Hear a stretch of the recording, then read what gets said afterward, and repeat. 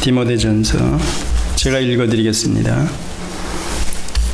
이와 같이 집사들도 단정하고 일구이연을 하지 아니하고 술에 인박이지 아니하고 더러운 일을 탐하지 아니하고 깨끗한 양심의 믿음의 비밀을 가진 자라야 할지니 이에 이 사람들을 먼저 시험하여 보고 그 후에 책망할 것이 없으면 집사의 직분을 하게 할 것이요 여자들도 이와 같이 단정하고 참소하지 말며 절제하며 모든 일에 충성된 자라야 할지니라. 집사들은 한 아내의 남편이 되어 자녀와 자기 집을 잘 다스리는 자일지니 집사의 직분을 잘한 자들은 아름다운 지위와 그리스도 예수 안에 있는 믿음의 큰 담력을 얻느니라. 아멘. 마태복음 한 장을 더 보고 들어가겠습니다. 7장 15절로 20절까지입니다. 마태복음 7장 15절로 20절까지. 거짓 선지자들을 삼가라. 양의 옷을 입고 너희에게 나오나 속에는 노략질하는 일이라. 그의 열매로 그들을 알지니 가시나무에서 포도를 또는 엉겅퀴에서 무화과를 따겠느냐. 이와 같이 좋은 나무마다 아름다운 열매를 맺고 못된 나무가 나쁜 열매를 맺나니 좋은 나무가 나쁜 열매를 맺을 수 없고 못된 나무가 아름다운 열매를 맺을 수 없느니라. 아름다운 열매를 맺지 아니하는 나무마다 지켜 불에 던지우니라. 이러므로 그의 열매로 그들을 알리라.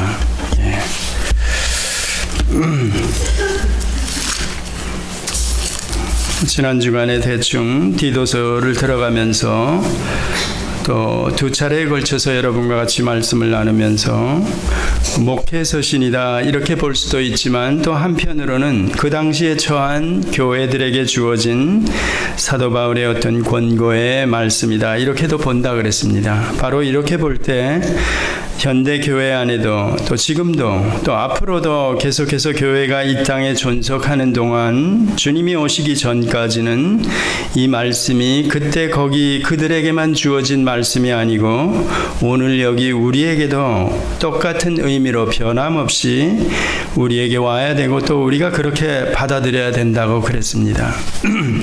그렇다 그러면 이 그레데 교회의 일들, 그 안에서 벌어지는 일들과 그 교회의 형편들은 오늘 여기 우리 교회와 같이 이렇게 보아야 되는 겁니다. 만약에 그때 거기 그들의 교회에게 주어진 어떤 내용이고 바울의 서신이라 그러면 오늘 여기 우리들과는 상관이 없을 수가 있습니다. 만약에 이렇게 성경을 해석하고 여러분들이 이 말씀을 대한다 그러면 잘못됐다는 겁니다.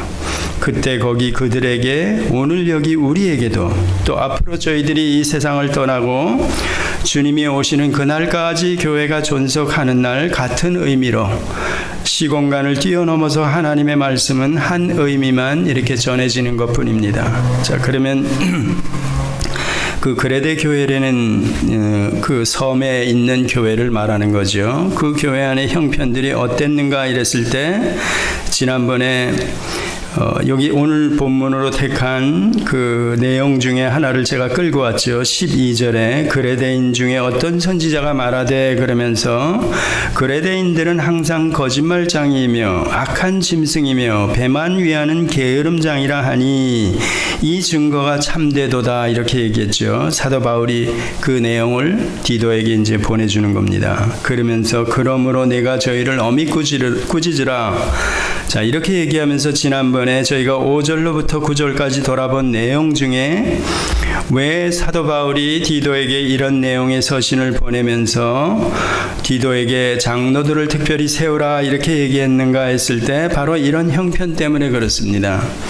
그 섬 전체의 사람들이 이렇고 바로 이런 상태로 그런 사람들이 교회 안에 들어와 있어가지고 교회도 이미 거짓 가르침이나 미혹하는 자들 또 그런 무리들을 따르는 사람들 또 자기 배만 위하는 사람들 이런 사람들이 교회 안에 구성원이 상당수 차지하고 있었다는 얘기입니다. 그러니까 디도가 이게 사도 바울이 떨어뜨려서 거기서 목회하라 그랬는데 이게 황당한 겁니다. 실제로는 굉장히 어려운 상황에 처해 있는 그런 형편인데 사도 바울이 이제 목회 지침 같은 이런 내용을 서신으로 이제 알려준 거다 그러는 겁니다.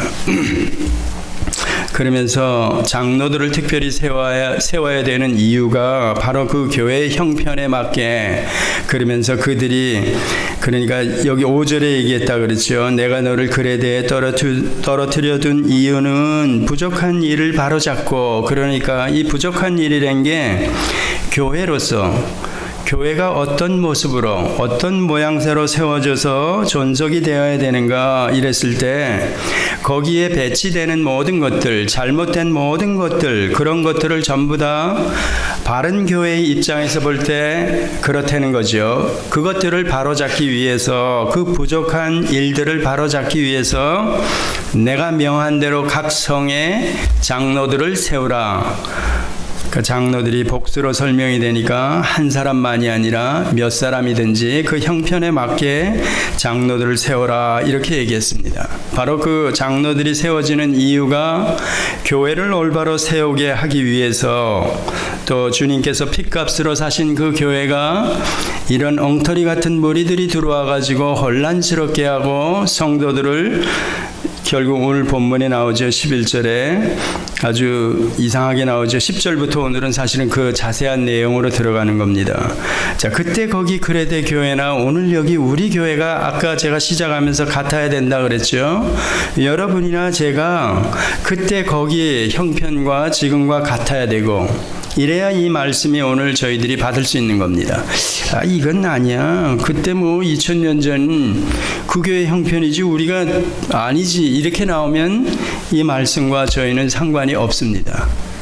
그렇지 않으면 다르게 해석을 해야 되고, 그러니까 그건 안 된다 그랬죠. 예, 그렇습니다. 그러니까 장로들이 무슨 일을 해야 되는가 이랬을 때, 장로라 그랬을 때 저도 장로이고 또 여기 계신 분도 장로이고, 또 앞으로 이제 피택 받으신 분이나 여기 집사로 계신 분 중에서도 어떤 분은 또 장로가 되실 거고, 왜냐하면 교회가 존속되는 동안에는 장로들이 세워져야 합니다. 성경에서 가리키는 그 직분 중에서 장로 혹은 집사 이렇게 얘기하죠. 안수 집사라 그래가지고, 지난주에 제가 코트해드린 대로 저희 한국 교회에만 있는 권사제도나 서리집사제도나 이런 것들은 성경상에는 사실 나와 있지 않습니다. 근데 각 교단이나 교파별로 그것들을 수용하는 데도 있고 그렇지 않은 데도 있습니다. 그래가지고 침례교 같은데 상당히 이렇게 스트릭한 그런 침례교에서는 장로를 세우지 않습니다. 그 안수 집사를 최고 교회를 위한 직분으로 이렇게 놔두죠. 그러니까 이런 데에서는 장로의 의미를 가리키는 장로나 또 다스리는 장로 이렇게 구별해 가지고 보지 않고, 목사 그렇게면 목사 얘기하면서 그 두 개를 하나로 가지고 있는 분으로 이렇게 해석을 합니다. 또 그렇게 가리키고, 그렇기 때문에 그런 데에서는 이제 안수 집사만 계시죠. 그런데 지금은 뭐 그런 교단 교파 특색을 넘어서 가지고 감독교회인 감리교에서도 사실은 장로를 세웁니다. 장로 제도를 도입한 거죠. 본래 그 정치 형태로 보면 감독교회에서 장로가 세워지는 게 아닌데, 그런데도 불구하고 장로교 형태인 그 장로 제도를 가지고 들어온 겁니다. 또 이런가 하면 기독교에는 울타리 안에서 이런 제도들을 아주 부인하고 이렇게 일부러 의도적으로 이렇게 부인하는 그런 집단들도 많이 있습니다. 특별히 저희들이 오늘 본문에서도 나오고 공동서신을 통해서 돌아본 대로 그 이단 사이비들이나 아니면 이 어떤 한 개인이 교회를 이렇게 좌지우지하는 그런 어떤 뭐 무리라 그럴까요? 집단이라 그럴까요? 그런 데서는 의도적으로 이렇게 기독교 전통 아래서 내려오는 모든 교파별로 그런 제도를 부인해 버립니다. 의도적으로 그러죠. 또 우리 주변에서도 그런 데가 있고 한국에도 특히 더 많습니다. 그러다 왜냐하면 이렇게 어떤 정치제도 형태 아래서 그 헌법이나 이런 것으로 주어진 제도, 그 안에 어떤 직분들을 세워야 할 때 그 법에 이렇게 다들 순종해야 되기 때문에 그 법을 따라가다 보면 혼자서 이렇게 좌지우지하는데 이게 좀 곤란해지는 겁니다. 그러니까 의도적으로 장로님들을 잘 안 세우고, 즉 다스리는 장로지요. 치리하는 장로를 안 세우고 다른 어떤 그런 운영위원회라든가 무슨 어떤 이상한 형태의 그런 교회 운영 조직을 운영하는 그런 모임들을 만들어 가지고 운영하는 그런 데도 있습니다. 한국교회 현실로 보면 지금 독립교회 연합체라는 데가 생겼는데, 이제 그런 교회들은 각 교단이나 교파에서 이렇게 홀로 나온 사람들, 홀로서기 한 사람들, 그런 사람들끼리 모여가지고 개교에 관해서는 전혀 간섭 안 하고 연합체를 만들어가지고 이렇게 연합체를 꾸려가고 있습니다. 간섭을 안 하는 거죠. 그렇지만 장로교라 그러면 장로교 안에 총회, 노회, 당회 이런 어떤 제도에 의해서 규제를 받기 때문에 이런 것들을 싫어하는 사람들입니다. 개별적으로 큰 힘이 생겼으면 또 어떤 문제가 생겼을 때 귀찮거든요. 그러니까 나와가지고 그렇게 나와 있는 사람들끼리 모아가지고 독립교회 연합체 이렇게 만들었죠. 한국 교회 또 한국 사람들의 특성에는 아주 맞는 거죠. 전부 다 이렇게 지도자가 되고 싶어 하니까, 또 세력을 가지고 나면 어느 정도 자기 나름대로 그런 어떤 세력을 가지고 자기가 꾸려가야 되니까 이제 그런 여러 가지 문제가 있습니다. 어떻든 교회 안에는 여러분들이 아시는 대로 항상 문제가 있습니다. 자, 그걸 여러분들이 전제로 가지고 계셔야 합니다. 교회가 왜 그래? 그 말이 어떤 면으로 보면 맞습니다. 그렇지만 교회가 왜 그래 하는 그때 그럴 수뿐이 없지. 당연히 그런 거야. 이것도 맞습니다. 그 둘 다 맞대는 것을 여러분들이 알고 계셔야 합니다. 그걸 제가 오늘 코트해 드린 걸 여러분이 조금 읽어보시면 어느 정도 알 겁니다. 왜 교회는 그래서 보이는 교회와 보이지 않는 교회 이렇게 설명하는 겁니다.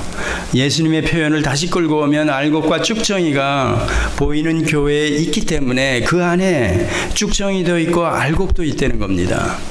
그걸 아셔야 됩니다, 여러분들이. 그러니까 만약에 알곡이 많은 교회다 그러면 문제가 그렇게 많지 않습니다. 그러나 쭉정이가 많은 교회다, 거기다가 지도자가 이 미혹하는 무리다, 사입이다, 성경과는 동떨어지게 어떤 개인의 욕심에 따라서 목회를 한다, 좋은 말로 목회를 한다 이렇다면 그건 더 문제가 많습니다. 그건 끊임없이 계속해서 문제가 있는 겁니다. 어떻든 지상교회는 왜 이렇게 문제가 많은가 이랬을 때 당연하게 많은 겁니다. 순수하게 성령 받은 성도만이 모여있는 교회가 이 지상에 있을 수 있는가 이랬을 때 보이지 않는 교회는 있습니다. 그걸 보고 여러분들이 아는 대로 캐톨릭 그러는 겁니다. 캐톨릭 처치. 그건 이 세상에 하나뿐입니다.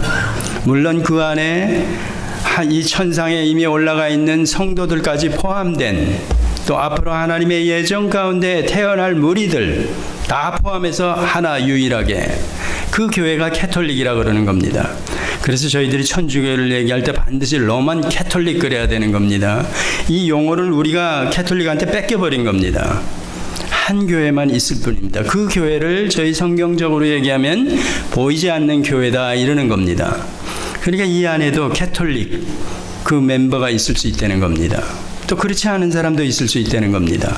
그걸 여러분들이 성경을 만약에 모른다면, 이런 것들을 구별을 못 하신다면, 아까 제가 말씀드린 대로 교회가 뭐 있다고야, 뭐 이래, 이게 교회야? 이렇게 나올 수 있습니다. 그렇지만 이걸 알고 나면 그렇지, 이게 교회구나, 지상교회구나, 보이는 교회로 설명하는 교회죠. 보이는 교회 안에 안 보이는 교회, 캐톨릭, 이 멤버가 있다는 겁니다. 이걸 다른 말로 얘기하면 성령을 받은 자와 안 받은 자가 한 보이는 교회 형태로 이 땅에 존속하고 있기 때문에 이 안에서는 당연히 문제가 있다는 겁니다. 당연히 문제가 있고 싸움이 있고 세상 말로 얘기하면 아수라장일 수 있다는 겁니다. 언제까지? 마지막 때까지. 주님이 오시는 그날까지, 아니면 개인적으로 여러분이 신앙생활을 하다, 교회생활을 하다 세상을 떠날 때까지 그렇다는 겁니다. 이거 힘든데요? 이거 어떻게 교회생활을 해요? 이거 천주교로 가는 게 더 낫겠네요? 어디 다른 이단으로 가는 게 더 낫겠네요? 예, 가도 됩니다. 그렇지만 여러분 안에 성령이 계시다면, 이런 사실을 안 되면 갈 수가 없습니다. 성령 하나님이 가게 놔두지 않습니다. 그 캐톨릭 멤버 안에 그냥 그대로, 거기서는 여러분 마음대로 떠날 수가 없습니다. 그게 바로 다른 말로 얘기하면 성령 받았다는 게 제 의지로 제가 성령이 오시옵소서 해가지고 성령이 오신 게 아니라는 얘기입니다. 그게 우리 개혁주의에서, 우리 개혁교회에서 성경을 이해하는 입장입니다.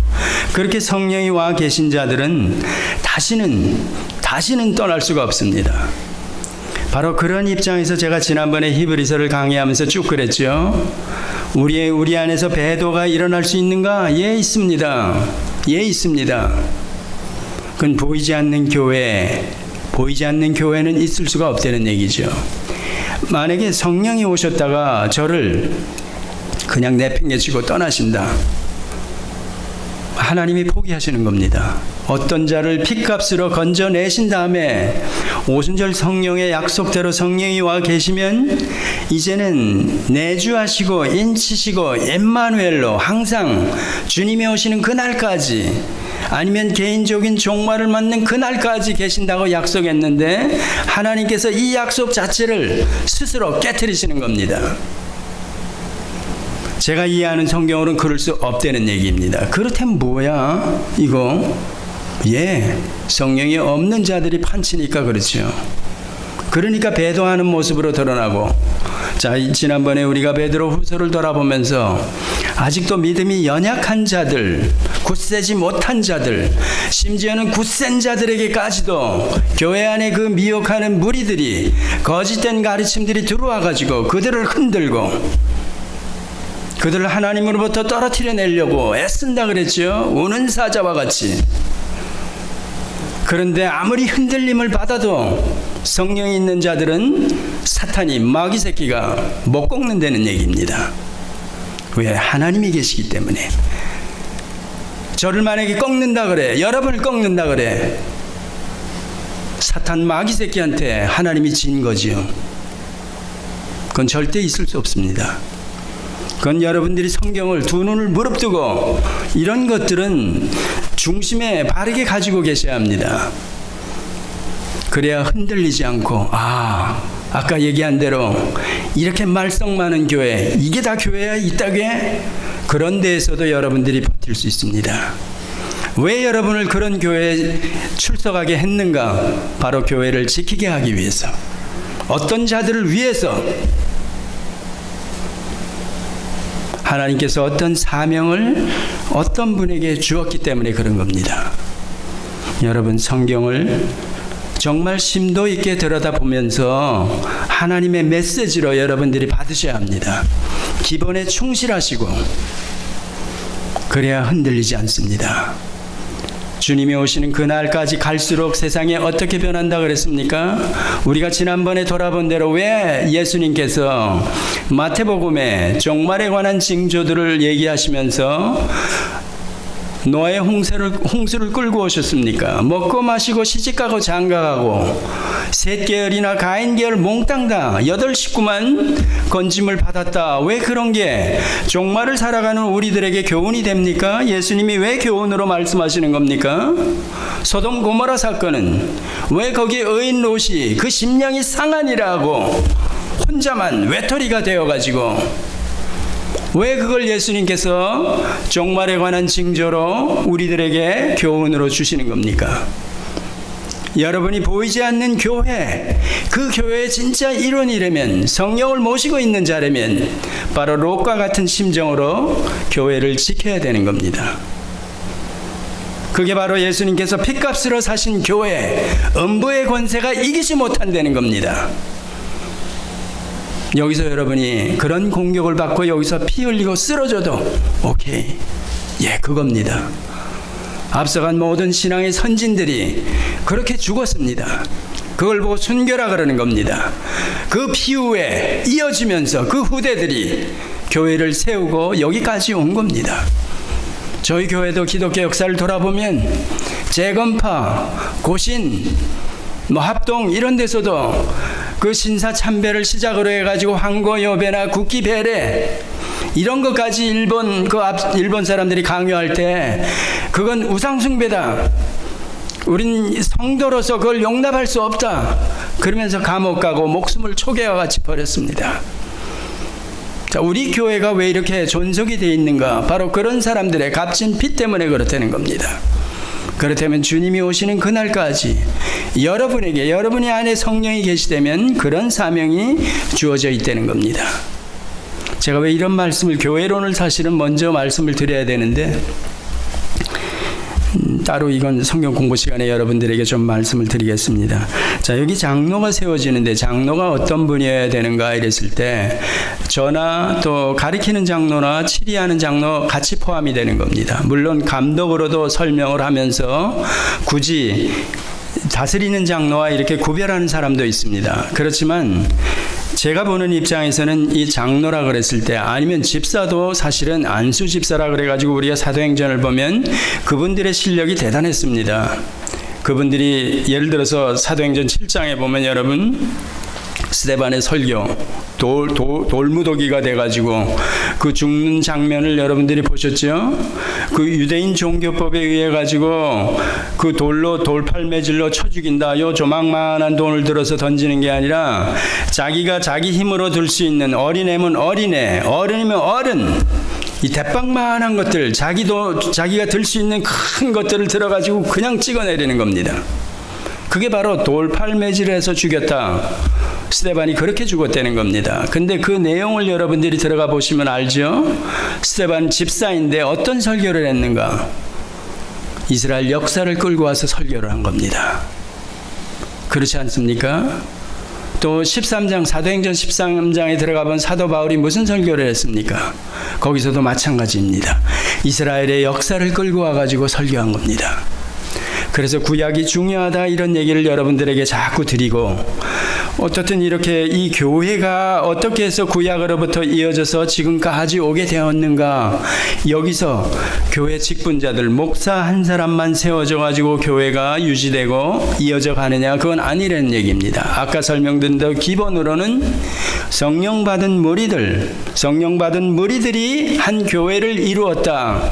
두세 사람이 내 이름으로 모여 있는 곳, 그곳에 곧 내가 함께 하마 이랬을 때 바로 그 두세 사람, 그 무리, 최소 단위로 얘기하면 저나 여러분 한 개인을 교회라 그래도 됩니다. 제가 교회입니다. Yes. 여러분이 교회입니다. 그 무리가 두세 사람 이상 모여 있을 때 그런 군집체, 그걸 보고 교회 그럽니다. 한 개인으로 설명하지 않습니다. 사도행전 이후에 쭉 교회 이러면서 그런 무리가 아까 설명드린 대로라면 캐톨릭으로, 보이지 않는 교회로 한 무리를 지어서 전 세계에 흩어져 있는 그런 교회로 가고 있습니다. 구속 역사가 진행되고 있는 거죠. 하나님의 때에 언젠가는 모르지만 끝이다 그러면 끝나는 겁니다. 계시록으로 얘기하면 여러분들이 이해하는 대로 갈라지는 거죠. 거기까지입니다. 자, 이 교회가 그렇게 존속하기 위해서 우리가 에베소서나 고린도전서 이런 데 보면 교회 안에 은사로 직분들이 주어졌다 그랬죠. 전체적으로 베드로전서 이런 데까지 다 합쳐서 중복된 것을 다 이렇게 계산해 보면 19가지라고 지난번에 설명을 드렸죠. 그 안에 이미 종결된 그런 교회를 위한 직분, 사도직이나 이런 것들은 이미 선지자나 이런 것들은 끝났다 그랬죠. 근데 목사, 에베소서 4장에 등장하는 그 목사는 한 번뿐이 호칭이 안 되지만 여기 요한일서 같은 데 보면 장로라고 이렇게 스스로가 얘기하고 사도인데도 불구하고 그 다음에 또 감독으로도 설명하고 그렇습니다.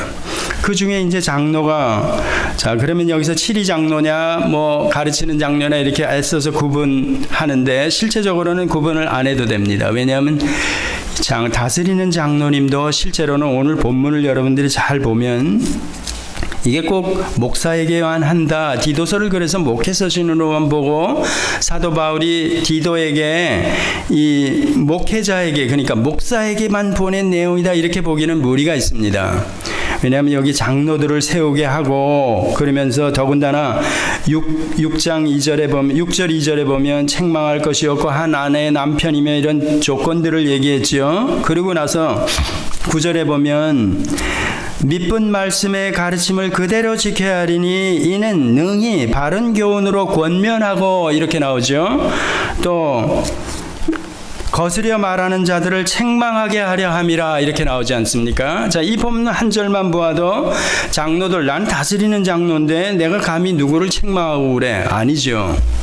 나이 드신 어른 중에서 장로가 돼가지고 다스리는 장로로 얼마든지 이렇게 책망을 하려면, 또 거스려 말하는 자들, 그런 사람들에게 권면하고 이러려면, 잘못된 것을 바른 교훈으로 권면하려면 바로 이런 내용들을 가지고 저희들이 유권 해석을 하는 건 아닙니다. 실제로 그렇습니다.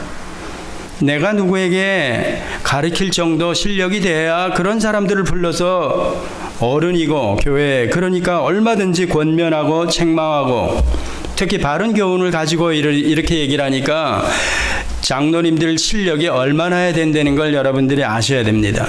목사만 실력을 갖추는 게 아니라 목사는 물론 갖춰야 됩니다. 그런데 장로님들도 사실은 실력을 갖춰야 되는 겁니다.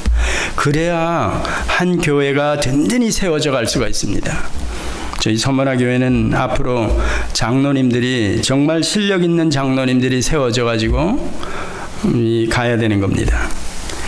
이렇게 장로가 교회 안에 계셔야만이 교회가 이렇게 잘못된 것들이나, 여기 오늘 본문으로 설명이 사실은 너무 많지만 그 앞서 부족한 모든 일들, 이런 부분을 목사가 혼자 감당을 못합니다.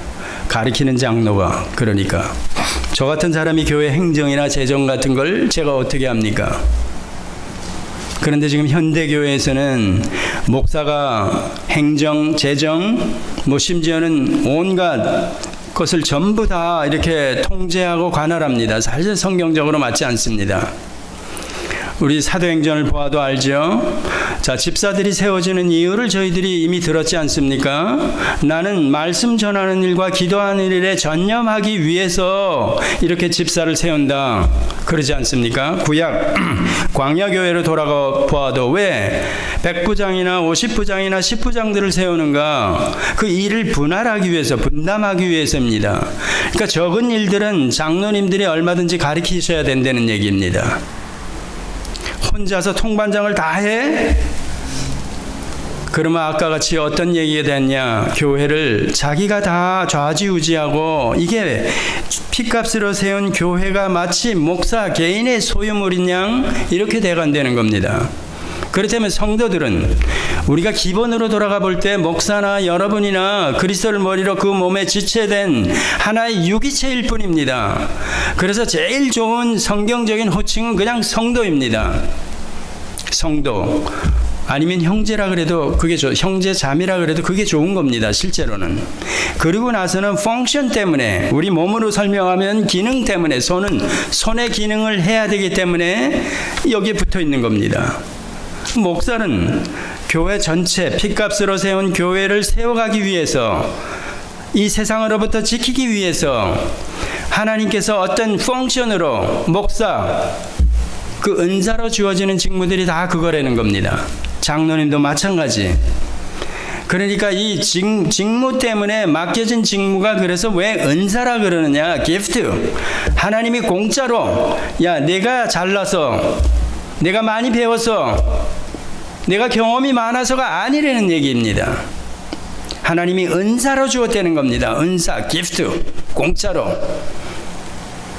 그러니까 그 공짜로 받은 그 은사를 저는 최선을 다해서, 제가 늘 설명드리는 대로 저의 100으로 드러나야 된다는 겁니다. 저의 100으로. 각자 다 마찬가지입니다. 여기서 신분 자체는 우리가 성도, 형제, 자매로 구원 얻은 하나님의 아들이며 딸이라는 겁니다. 그러면 그 신분이 최고한 신분이고, 그 다음에는 교회가 세워져 있기 때문에 교회를 위해서 하나님께서 은사로, 펑션으로 주어진 거기 때문에 그걸 가지고 다른 성도들을 가지고, 야, 내가 목사인데 감히 니까 쉽게 이러면 안 된다는 얘기입니다. 장로님도 마찬가지입니다. 장로님이 집사님을 향해서도 마찬가지, 성도를 향해서도 마찬가지. 여러분은 거꾸로 목사님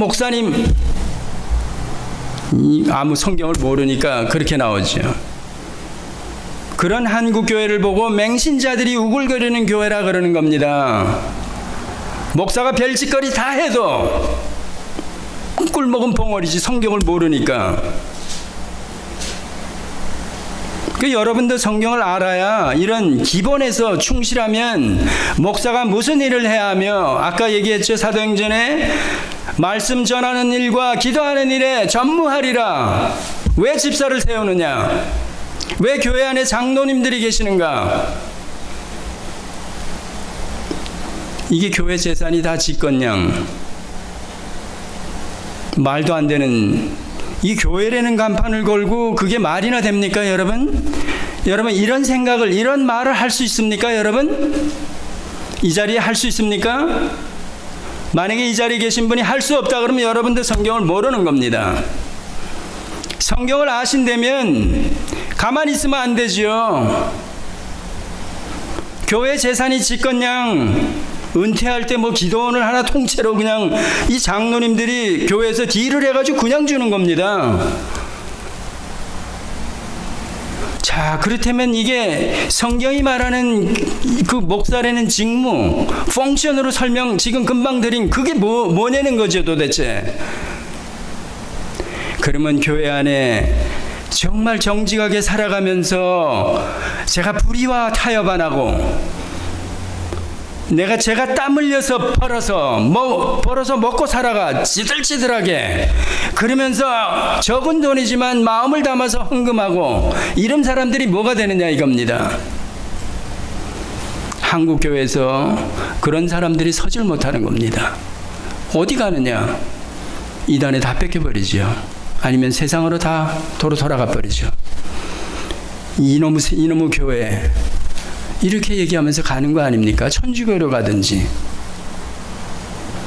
지도자가 그래서 왜 어떻게 세워져야 되느냐? 여러분이, 그러니까 제가 잘못됐고 목사들이 잘못됐다 그러면 당당하게 여러분들이 따질 수 있어야 합니다. 성경을 근거해 가지고 여러분들이 그렇게 얘기를 해야 되는 겁니다. 또 저는 마찬가지. 아까 장로 그랬죠. 장로님들, 여기서 바른 교훈으로 권면하고 거스려 말하는 자들, 즉 하나님의 말씀을 거스려 말하는 자들에게 책망할 수 있어야 된다는 겁니다. 장로들도 목사와 한 통속이 돼가지고 교회를 말아먹어. 안 되죠. 말도 안 되는 얘기죠. 그러니까 진짜 장로님들이, 어떤 장로님들이 세워져야 되는가? 그 안에 물론 저도 포함됩니다. 가르치는 장로와 다스리는 장로이기 때문에. 그러니까 장로님도 이렇게 영적으로 민감하게 우선은 하나님의 말씀을 진짜 아셔야 되는 겁니다. 장로님들이 사실은 신학 공부를 해야 됩니다. 그런 의미에서. 왜냐하면 교회에서 이런 성경 내용이 제대로 가르쳐지지 않기 때문에. 장로님들이 정말 기본 교리나 또 교파 문제 모든 부분에서 교회 안에 성도들이 질문을 했을 때, 그럴 때 답변할 수 있는 실력을 갖춰야 되는 겁니다. 바른 교훈이라는 얘기가 뭔가 하면 교리라는 얘기입니다. 여기 9절에 바른 교훈으로 권면하고, 저 성도가, 저 집사가 저 곁길로 자꾸 세상으로 가는데 이단의 미혹을 받는 것 같은데 안 되지. 야, 그거 틀렸어. 그러면 안 돼. 이게 맞는 거야 하고 바른 교훈으로 그러지 마 하고 책망도 하고 권면도 할 수 있어야 된다는 얘기입니다. 자, 그런 장로님들이 여기 계셔야 되고 또 앞으로도 계셔야 되고, 한국 교회가 이렇게 교회 안의 직분에 관해서 우선은 장로로 설명하는데 그 실력을 안 갖추면 교회는 제대로 주님이 기뻐하시는 교회로 존속해 갈 수가 없습니다. 제가 오늘 코트해드린 그 내용을 여러분들이 좀 보시기 바랍니다. 그리고 본문으로 들어가서 복종치 아니하고 헛된 말을 하며 속이는 자가 많은 중, 이렇게 얘기했죠. 그레데 교회뿐만이 아니라 오늘 우리 교회도 해당이 된다, 이렇게 여러분들이 아셔야 되는 겁니다. 자, 그리고 들어가 보면 우선 복종치 아니하고라는 것은 바른 교훈에 복종치 아니하고, 그렇게 얘기해도 됩니다. 그 구절을 끌고 와가지고. 그리고 헛된 말을 하며, 이게 아무 가치 없는 말, 무가치한 말, 거짓말, 이런 것들을 하고 또 속이는 자가 많은 중. 자, 그레데 교회라 그러면서 헛되 복종치 아니하고, 그 멤버들이, 교회 멤버들이 이렇다는 얘기입니다. 그래서 이게 궁금한 게, 교회가 시작된 지 얼마 안 됐는데도 불구하고 왜 이렇게 교회 안이 이 모양이지? 이거 의심이 안 갑니까, 여러분? 그래도 시작했을 때는 순수하게 시작한 거 아니야? 예수님이 부활 승천하시고 오순절 사건이 일어나고 그리고 이제 교회가 시작됐는데 이게 얼마나 됐다고 한 3, 40년 분이 안 지났는데 근데 왜 교회 안에 이런 일들이 의심이 가죠. 복종치 아니하고 헛된 말 속이는 자가 많다는 얘기입니다. 그 중에 할례당 가운데 심하니 이런 얘기하는 겁니다. 할례당이 뭔지 아시죠? 바울이 전한 갈라디아서로 얘기하면 이신칭이 믿음으로 말미암아 의롭다함을 얻는다, 즉 구원을 얻는다 그랬는데 플러스 율법이나 전통이나 할례까지 들고 와가지고 거기다 이것을 더해야 된다 하는 사람들, 쉽게 얘기하면 이제 그렇게 얘기하는 거죠. 그러니까 이건 복음에 배치되는 겁니다. 바울 열불 내면서 말하는 거로 얘기하면 내가 전한 복음 외에 다른 복음을 그 복음에다가 무언가 더하려 그러면 그거는 저주를 받을지어다 이렇게 얘기했습니다. 천사까지라도 이렇게 얘기했죠. 자, 그리고 나서 11절에 들어가면 할례당 가운데 심하니 저희 입을 막을 것이라 장로들 보고 오늘 또 얘기하는 겁니다. 저희 입을 막아야 된다 이 얘기입니다. 장로들을 세워서 저들의 입 많은 무리들 할례당을 포함해 가지고 많은 무리들 그런 사람들을 누가 방어하고 누가 권면하며 누가 교훈하며 장로들이 이런 일을 해야 된다는 겁니다. 저들의 입을 막아야 돼. 가서 야, 입 닥쳐. 이렇게 막아버립니까, 여러분? 그럴 수 없죠. 저들에게 설득하고 저들을 권면하고 바른 교훈을 알고 계셔야 이 입막음을 할 수 있다는 겁니다. 실력이 있어야 이런 엉터리 같은 것들, 미혹한 그 가르침에 넘어가가지고 열광하는 무리들, 이단에 넘어가가지고 온 몸뚱아리를 다 바쳐 헌신하는 이런 헛개비 같은 것들, 그런 것들을 상대할 수 있어야 된다는 얘기입니다. 자, 기존 교회에 있다가 이단으로 넘어갔어. 불러다가 딱 앉혀놓고 그걸 권면하고 책망하고 바른 교훈으로 가르칠 수 있어야 된다는 얘기입니다. 야, 이거 장로 되기 되게 힘드네. 나는 아예 장로 말아야지. 아닙니다. 여러분 안에 성령이 주어졌으면 이 일을 감당하게 하시는 겁니다. 성령이 이렇게 거부를 못하게 하는 겁니다. 때가 되어서 하나님께서 나에게 이런 마음을 주셔서 내가 만약에 장로가 된다면 미력하지만 내가 우리 피로 값주고 사신 교회를 세우는데 일조를 한 부분을 내가 최선을 다해서 담당해야지 이렇게 되는 겁니다. 이런 헌신과 사명감 이런 것들이 사실은 있어야 됩니다. 이 안에 물론 저도 포함하고 다스리는 장로 다 포함해서 제가 오늘 왜 고린도전서를 끌고 왔느냐, 집사도 마찬가지입니다. 집사도 교회 안에 은사로 또 하나님께서 주신 직무로 알고 아까 사도행전 얘기를 했죠. 가르치는 장로들 말씀 전하고 기도하는 일에 전무하게 하기 위해서 집사들이 세워졌으면 집사로서 스데반을 위시해가지고 충실하게 교회를 세워가는데 한 모퉁이를 담당하시고 짊어져야 한다는 겁니다. 그러니까 집사도 장로의 자격과 거의 다를 바가 없습니다. 어떤 사람이 집사의 자격이 주어지느냐 이랬을 때 읽어보셨죠? 오늘 본문도 지난 시간에 읽은 대로 장로의 자격 이렇게 나오죠? 예, 그렇습니다. 더욱이 중요한 것이 바로 하나님의 말씀, 바른 교훈을 얼마만큼 가지고 있느냐, 그게 중요하다는 겁니다. 저들의 입을 막아라. 왜? 이런 자들이 그러면서 이 복종치 아니하고 헛된 말하고 속이는 자들, 거짓 교사들, 이런 자들이 뭐라 그럽니까? 더러운 이를 취하려고, 더러운 이가 뭐라 그랬죠? 이 불안당 심보를 가지고 왕창 한순간에 먹으려 그러는 거, 쩐을 그냥 확 먹으려 그러는 거, 이런 것들 땀 안 흘리고, 그래 성경적으로 교훈하면 땀 흘리고 정당한 대가로 제가 수입을 얻는 게 옳은 겁니다. 그거 얘기하는 겁니다. 그 다음에는 어떤 사람이 반대급부가 없이 야, 내가 요거 줄 테니까 너 좀 채워줄래? 이런 말 없이 순수하게 기프트로 주는 것, 그것도 저희는 소득으로 간주합니다. 제가 조금 더 나아가서 부모님의 유산을 받았다. 그것까지도 저희들이 받아들이는 입장이라 그랬죠. 그러면 그 나머지는 뭔가 이랬을 때 그 나머지는 전부 다 불안당 심보라는 겁니다. 더러운 이에 해당된다는 겁니다. 목사님 로또 사는 것도 그래요? 예, 그렇습니다.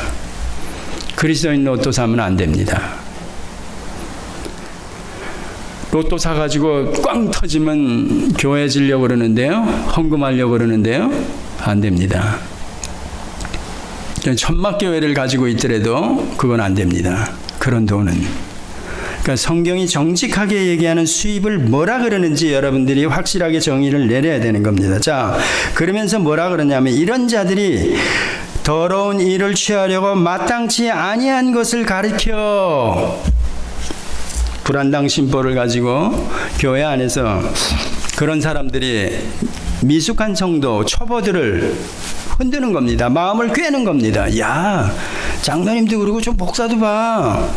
저 부자잖아. 저 고급차 타고 다니잖아. 나중에 봐. 이런 얘기 해가면서 더러운 일을 이렇게 취하려고 또 취하게 하려고 마땅치 아니한 것을 가리켜 바른 교훈을 가리키지 않고 이렇게도 보는 겁니다. 그래서 어떻게 되느냐? 집들을 온통 엎드려 치는도다. 결국은 그리스도인 가정을 이렇게 더러운 일을 취하게 그렇게 유도해가지고 망가뜨려 버린다는 겁니다.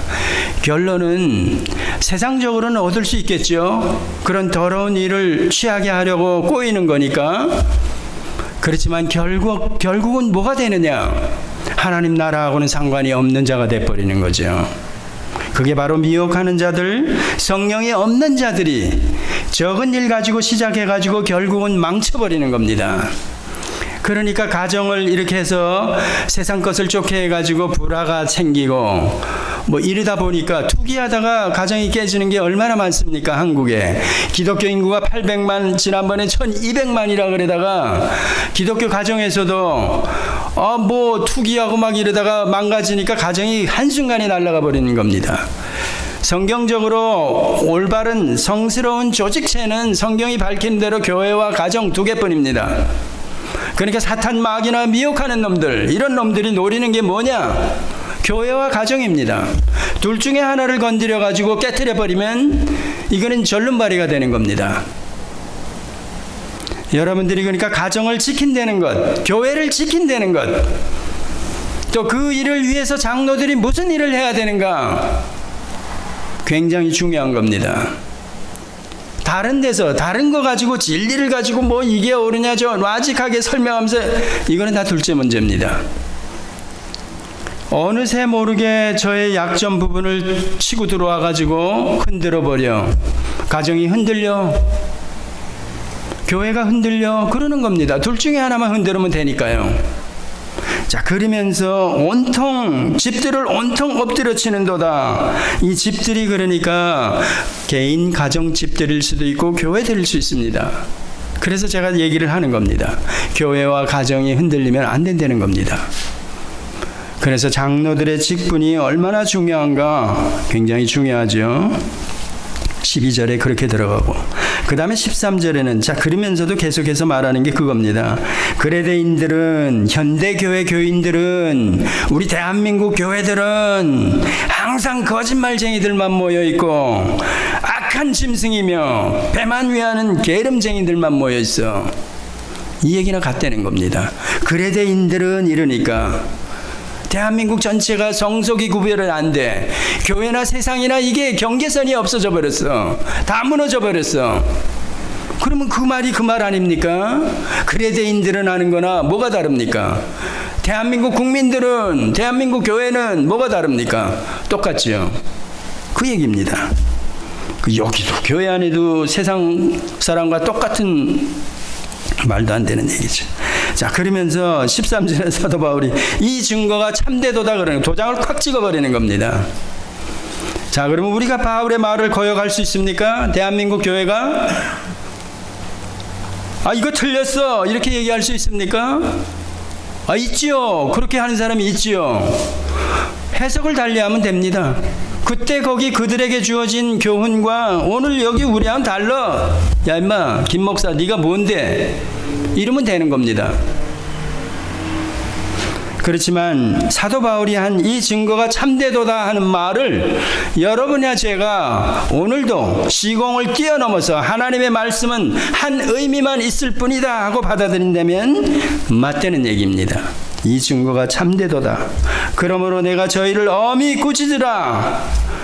자, 여기 장로들에게 얘기하는 겁니다. 장로들을, 저희를, 이 불복하는 자들, 헛된 말을 하고 속이는 자, 배만위하고 게으름장이야 악한 짐승 같은 것들, 교회 안에 이런 미혹하는 무리들, 이런 사람들을 어떻게 하라 그럽니까? 내가 저희를 엄하게 꾸짖으라. 물론 그 저희는 사실은 그들이 될 수도 있지만 교회 안에 미숙한 사람들 될 수 있습니다.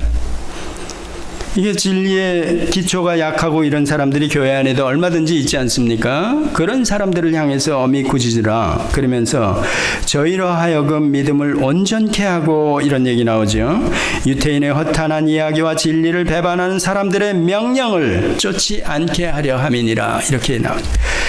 자, 그러니까 이 말이, 이런 내용이 오늘 저희들에게 주는 겁니다. 자, 그러면서 결론은 간단한 겁니다. 15절, 16절은 깨끗한 자들에게는 모든 것이 깨끗하나 포도나무에서 엉겅퀴를, 가시나무에서 무화과를, 이게 말이 안 된다는 겁니다. 바로 이런 것 때문에 제가 성령을 모신 자와 그렇지 않은 자들을 너무나도 정확하게 예수님의 교훈으로 비춰보면 그만이라는 겁니다. 그거 한마디로 끝이라는 겁니다. 아, 옛날에는 괜찮았는데 마지막이 좀 이상해. 이게 만약에 맞고 여러분들이 그 말을 좋아하고 받아들인다면 예수님을 버려야 되는 겁니다.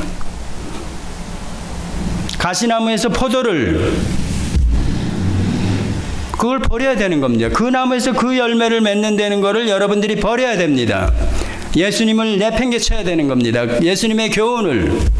그런데 예수님의 교훈이 맞다 그러면 이단은 처음부터 그래서 이단이라는 겁니다. 위장을 해가지고 덤벼들어가지고 교회 안에 숨어 들어와가지고 있다가 본색을 드러낸다 이겁니다.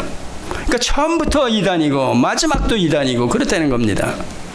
그걸 다른 말로 얘기하면 성령을 받은 자와 그렇지 않은 자가, 처음에 말씀드린 교회 안에는 항상 보이는 교회로 이 안에 같이 간다는 얘기입니다.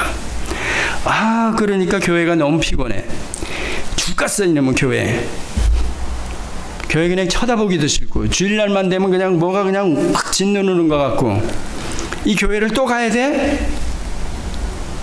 그런 마음이 솔직히 들죠. 예, 그래도 우리 안에 성령이 계시면 나의 적은 어떤 몸뚱아리 가지고 내가 교회를 지켜야 되는 겁니다. 내 하나가 한 모퉁이를 붙들고 있어야 되는 겁니다. 진리를 사수해야 되는 겁니다. 불이나 거짓이 미혹하는 놈들이 들어와서 교회를 회파하는 것들을 막아야 된다는 겁니다. 이게 장로님들에게 주어진 첫째 명령입니다. 사명입니다. 또 이 사명을 위해서는 헌신, 말 그대로 자기 몸뚱아리를 전체를 다 드린다는 겁니다. 헌신의 의미를 여러분들이 그냥 말뜻으로 나를 그냥 바쳐버린다는 겁니다. 그 사명을 위해서 바쳐. 예, 그겁니다. 자, 그러면서 쉽게 저희들이 이런 것들을 판별하는 거 얘기하죠. 저희가 하나님을 시인하나 행위로는 부인하니. 자, 여기도 마찬가지. 마태복음 7장을 아까 제가 읽어드렸죠. 끌고 와서 마찬가지입니다. 아, 시인해. 하나님은, 야, 하나님을 안 믿다니 말도 안 돼. 나 하나님이 이런 분이야. 어? 라직하게 성경 지식도 가지고 와서 얼마든지 설명을 해. 그런데 행위로는, 그 행위 안에는 제가 말이나 글이나 행실 다 들어간다 그랬죠. 그런 것으로는 부인해. 그러면 이게 예수님의 교훈과 안 맞는 겁니다. 그 나무에서 그 열매를 맺는 데는 교훈에 비춰보면 이렇게 들통이 안 되는 얘기입니다. 그러니까 행실을 보면 안 되는 얘기입니다. 왜 이렇게 행실을 보면 알게끔 성경이 또 이렇게 가리키고 있는가? 야, 네가 배워가지고 바른 교훈을 많이 배워가지고 저가 무슨 얘기하는지 다 접어가지고 이게 이단이야 사입이야 이게 사쿠라야 뭐야 이러고 알라고 그러지 않습니다. 그러면 교회 안에 전부 다 엘리트만 와서 앉아 있어야 되는 겁니다. 머리 좋은 사람만. 근데 교회 안에 낮고 천한 낯 높고 기억자 겨우 하는 할머니도 와 앉아 계시고 학박사도 와 앉아 계시는 겁니다. 그러면 어떻게 저 같은 사람을 여러분들이 어떻게 하느냐? 목사들을 장로들을 이게 엉터리인지 미혹하는 놈인지 어떻게 하느냐? 행실을 보고 하는 겁니다. 제가 여러분을 어떻게 하느냐? 행실을 보고 하는 겁니다. 서로 간에 그겁니다. 그래서 이게 예수님의 교훈과 맞아? 그럼 맞는 겁니다. 제가 하나님에 대해서 요만큼 아는 그 아는 만큼의 행실이 드러나? 예, 예스. 그겁니다. 제가 신앙생활이 자라가면서 더 많이 알아. 더 많이 아는 만큼 저의 행실이 이제는 죄에 대해서 민감해져 가지고 함부로 제가 못 살아갑니다. 예, 그러니까 더러운 일을 취할 수가 없으니까 이제까지 살아오면서 난 뭐야 도대체? 저 한탕주의에 물들어 있는 교회 안의 장로님들이나 목사들을 보니까 야, 이거 기죽어서 못 살겠는데 이런데도 불구하고 우리는 찌들찌들 하면서 가는 겁니다. 그런 성도들이 이 다음에 생명강가에서 주님을 만날 때 주님이 어떻게 대접하겠는가? 그게 주님이 이미 약속한 거라는 겁니다. 그렇게 가야 된다는 겁니다. 바로 그런 것들이 행실로 드러나는 것. 자, 16절에 제가 읽고 마치겠습니다. 저희가 하나님을 시인하나 말로든지 글로든지 뭐 얼마든지 행위로는 부인 안 되는 겁니다. 행위가 나와질 수 없다는 얘기입니다. 이 얘기는 성령을 받지 않은 사람들에게서는 성령 받은 사람과 같은 행위가 안 나와진다는 겁니다. 이게 성경이 일관되게 가리키는 겁니다. 성령 받은 사람도 엉터리 같은 사람이 있는데요. 제가 여러 차례 얘기하죠. 예, 있어요. 그런 사람들은 미숙한 사람, 미숙할 때, 가르침을 제대로 못 받았을 때, 목사가, 장로가 제대로 바른 교훈을 가르치지 않았을 때, 바른 행실을 보이지 않았을 때, 신앙생활을 오래 했는데 모태신앙인데 그저 거기서 그거 그 나물에 그거 같아. 그런 경우가 있을 수 있습니다. 그런데도 불구하고 그 자신이 돌아보면 그게 수평적으로 여기까지 올 수가 없다는 얘기입니다. 왜? 생명의 원리로 새 생명이 주어졌기 때문에 꿈틀거리고 뒤치락거리면서 엎치락뒤치락하면서 자라간다는 겁니다. 그걸 보고 하나님의 섭리라 그러는 겁니다. 성령 받은 자들을 향한 하나님의 섭리가 뒤돌아보니까 저를 향한 여러분 한 개인을 향한 섭리가 제가 10년 전에 저와 지금 다르다는 얘기입니다. 잘아져 있다는 겁니다.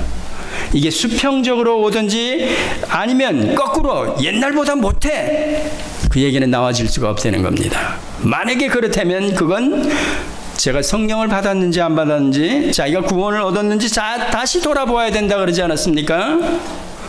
그겁니다. 그래서 오늘 이 사도 바울도 디도에게 그런 얘기하는 겁니다. 저희가 하나님을 시인하나 행위로는 부인하니 가증한 자요 복종치 아니하는 자요 모든 선한 일을 버리는 자니라 이렇게 얘기하는 겁니다. 자, 그렇다면 성령 받은 자 그런 자들은 어떤가? 이 내용과 반대되는 내용으로 선한 일을 나도 좀 착한 일을 선한 일을 하고 싶은데 주님이 기뻐하시는 뜻대로 살고 싶은데 하는 마음이 계속해서 떠나지 않는다는 얘기입니다. 나도 좀 이렇게 헌신을 하고 싶은데 나도 적은 소득이지만 땀 흘려서 벌은 정당한 소득으로 내가 마음에 담아서 이게 만약에 하나님의 영광을 위한다면 그 나라 확장을 위한다면 이런 마음이 있다는 겁니다. 바로 그런 것들이 여러분의 최선으로 행실에서 행위로 드러난다는 겁니다. 100으로. 예, 100으로 우리가 서로를 알 수 있고 또 그런 마음으로 교회가 세워져 가고 또 앞으로도 세워져 갈 겁니다. 장로님들 부담 가지시지 말고 여러분들 성경을 잘 보시고 또 이 말씀을 그대로 받아들이시고 이렇게 사명과 헌신을 이렇게 각오하시기 바랍니다. 기도하시겠습니다. 하나님 아버지, 말씀을 대할 때마다 우리 모두는 그저 피하고 싶은 심정입니다. 숨어버리고 싶은 심정입니다. 그만큼 말씀이 주는 교훈은 항상 옳고 항상 저희들에게 바른 교훈인데도 불구하고 저희들이 미처 따라가지 못하고 미처 하나님의 뜻을 순종하지 못하 때문에 이렇게 늘 엉망인 삶을 살아가고 있습니다. 그런데도 불구하고 지난 날보다 오늘이 성령 하나님이 저를 이끄셔서 또 이 자리에 세우셨습니다. 돌아보면 또 이렇게 조금이나마 자라게 하셨습니다. 아버지 하나님, 더 말씀을 하라. 이제는 우리의 몸과 마음을 다 드릴 수 있는 그런 헌신의 자세로 남은 생애를 살게 하여 주시옵소서. 특별히 교회를 위해서 어떤 직분을 통해서든지 아니면 한 성도로든지 아버지 하나님 받은 은사에 최선을 다하는 그런 모습을 보이게 하여 주시고, 교회 안에 이단 무리들이나 미혹하는 자들, 잘못된 가르침의 혹이나 흔들리는 자들을 위해서도 바른 교훈으로, 또 더 중요하게 기도로 저 영혼들을 위해서 기도할 수 있는 저희들이 되게 하여 주시옵소서. 예수님의 이름으로 기도드렸습니다. 아멘.